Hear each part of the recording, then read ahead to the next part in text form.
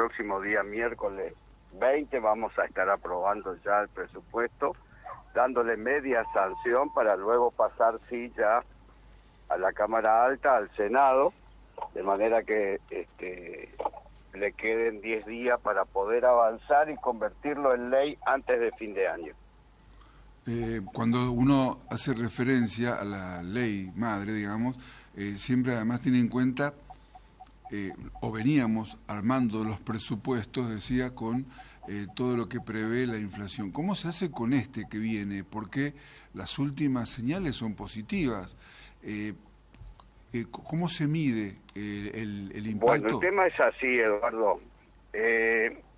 A ver, el gobierno nacional define en su presupuesto nacional las pautas macroeconómicas que son los parámetros para elaborar un presupuesto. ¿Cuáles son esas pautas macroeconómicas? Las principales son 3. La primera es el cálculo de inflación previsto para el año 2025. Uh-huh. De acuerdo a esa pauta, la inflación en el año 2025 será del 18,3%.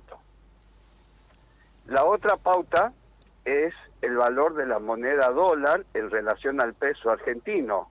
Y en ese aspecto, el dólar oficial para el año 2025 a diciembre del año 2025, de acuerdo al Gobierno Nacional y al Banco Central de la República, será de 1.207 pesos.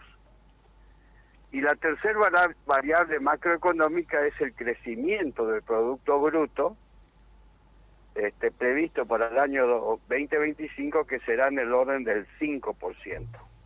Estas son las pautas macroeconómicas que define el Gobierno Nacional, ¿no? Este último valor, lo del Fondo Monetario Internacional, el Fondo Monetario Internacional ya lo había anticipado, que en Latinoamérica se destacaba, de acuerdo a los cálculos que ellos tenían, que la Argentina podría crecer un 5% durante el año 2025. A partir de ahí se establece un presupuesto provincial, bajo estas pautas, bajo estas normas que define el Gobierno Nacional.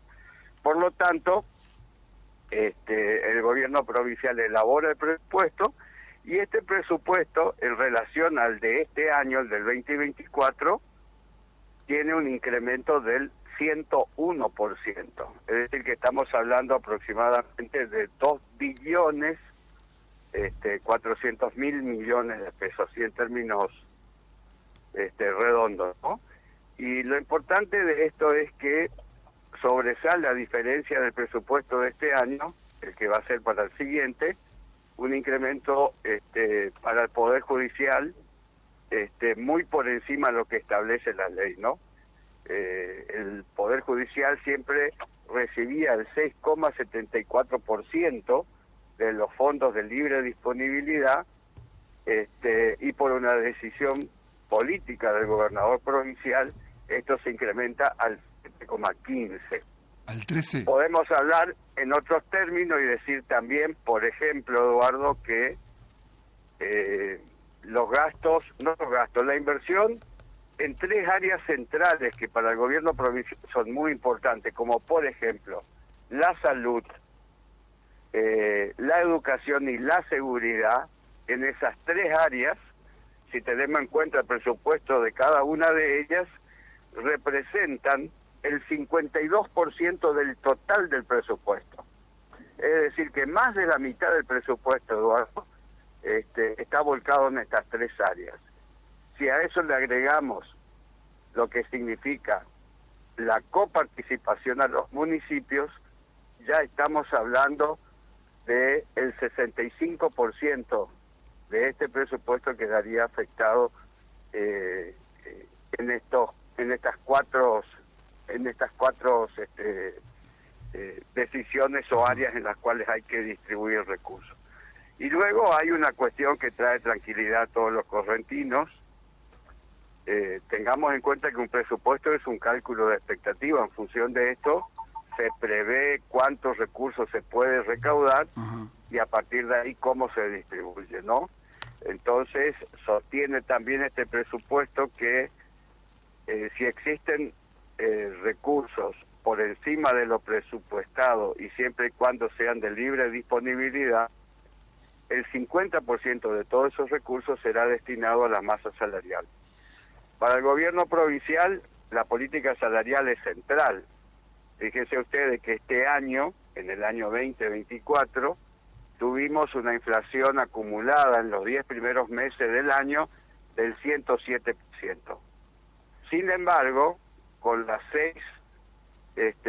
6 anuncios salariales que el gobierno provincial había efectuado, en ese mismo periodo significó un incremento real en el bolsillo de los agentes provinciales del 160%, es decir, muy por encima del proceso inflacionario.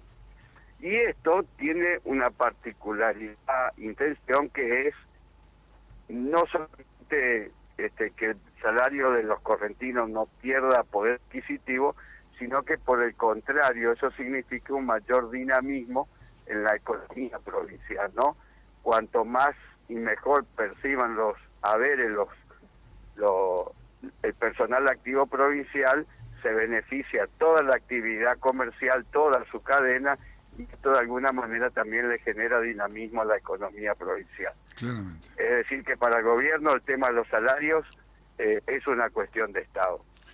Así que ahora estamos en otro tiempo. Te escucho, Eduardo. No, quería preguntar, antes de despedir y agradecerte estos minutos, por el Partido Radical. Siendo radical, antes que termine el año, ¿habrá algún tipo de información de cómo queda o se espera todo a marzo del 2025? Norberto. Bueno, yo creo que antes que termine el año vamos a estar renovando todas las autoridades, vamos a tener ya la Unión Cívica Radical definitivamente constituida y resuelto el proceso institucional que hoy está trunco, ¿no? El interventor, de acuerdo a las últimas informaciones que tenemos, tiene un objetivo que cumplir, que es el mandato del Comité Nacional, y que establece que en el menor tiempo posible debe institucionalizar a la Unión Cívica Radical de Corrientes. Máxime si tenemos en cuenta que el año 2025 es un año electoral y que la Unión Cívica Radical es una bandera insignia de una alianza política y social que hoy gobierna la provincia. Por lo tanto, debe tener absolutamente todo esto resuelto a los efectos de que pueda poner en marcha no solamente primero el fortalecimiento de una alianza, sino también lo que va a significar todo el proceso electoral. Así que yo no tengo dudas que antes de que termine el año, la Unión Cívica Radical de Corrientes va a tener todas sus autoridades a nivel provincial y municipal en cada una de las localidades debidamente constituidas.